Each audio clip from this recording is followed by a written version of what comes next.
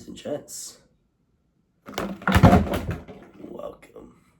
Today we're going to be talking about supplements and basically just, caffeine and stuff and like creatine and yeah, just some stuff and preferences I have when it comes to bodybuilding.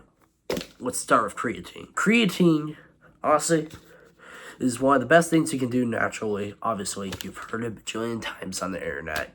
I'm going to be the bajillionth and one person you've ever heard it from. But there's a lot of controversy and not controversy, but a lot of people saying, "Oh, if you miss a day, you're gonna have to redo.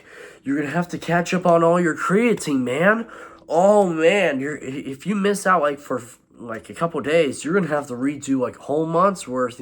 There were some times when when I was first starting out, I took 40 grams in one night trying to catch up on my creatine so that it would immediately take effect. It was not the smartest thing. I drank it all with water. The most horrible thing you could probably do. It was so gross.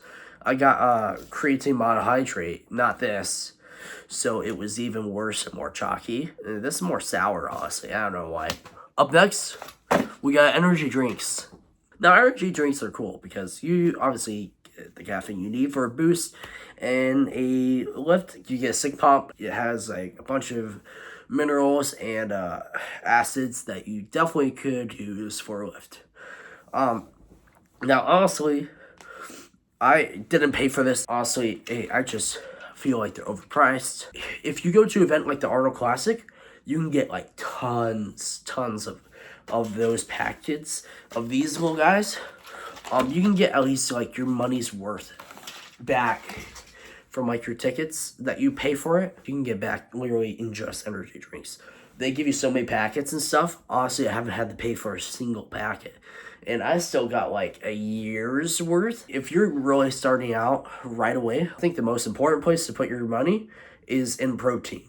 And my favorite place to get them at is GNC. GNC usually runs a sale. It's a buy one get one 50% off, and I usually get 2 tubs, big tubs, of the protein. And usually that comes up to 110 or something, but it's not a bad deal. And it's the most cost effective for me. And yeah, they don't got really that bad flavors. I got so many tubs. Yeah, it's kind of crazy. This one's the updated one. I'm a fanatic. But this one's strawberry and cookies and cream. Honestly, I like the new formulas they use. It's really nice. I do enjoy it. And they're a lot better, in my opinion, than what they were before, especially cookies and cream. Before that, it was kind of gross. They definitely don't stick as much anymore if you shake them into a shaker. Obviously, a shaker. But yeah, honestly, they're great. I honestly think that they're going to be the most budget friendly if you're going to get it in bulk right away, because I think stuff like Ghost, while it is premium, I really don't like to buy it a lot, because honestly the price to protein ratio, while I do appreciate that they're complete proteins, I really don't like the price. $40 for basically a small tub. Honestly, that's just a treat for me. I treat that as a treat whenever I get those, but I usually don't get those for my regular protein shake intake. But yeah, I did try the Ghost Oreo because it was on my mind for the longest time, and I was just really curious. And it's pretty good. It's got a weird taste to it if you and I don't know if that was the creatine I put in it. But honestly, this does pretty well with creatine in it. Creatine, HC1. Honestly, you can't really tell it as much.